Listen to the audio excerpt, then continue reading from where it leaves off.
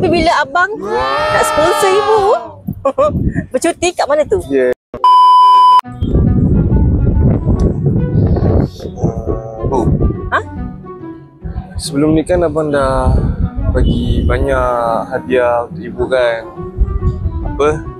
Belikan emas dan kasut, belikan hadiah-hadiah ibu macam-macam. Terima kasih.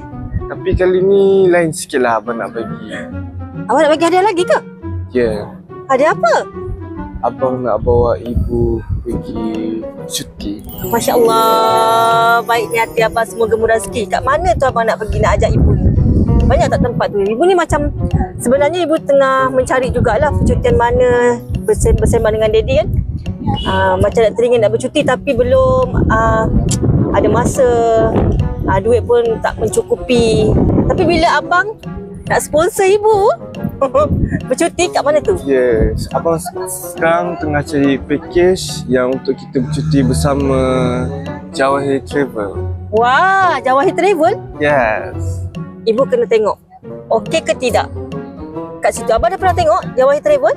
Abang tengok macam okey, macam seronok, sesuai untuk ibu. Dia macam untuk golongan warga emas, untuk wanita, semuanya dia okey, dia sesuai, dia dan dipatuh syariah lah, insyaAllah. InsyaAllah ya. Okay, kalau gitu, nanti kejap lagi ibu nak Google, nak tengok Jawahir Travel macam mana. Ya, yeah, abang kan sayang ibu. Abang kenalah cari yang terbaik untuk ibu. Terima kasih bang. Semoga murah rezeki abang. Amin.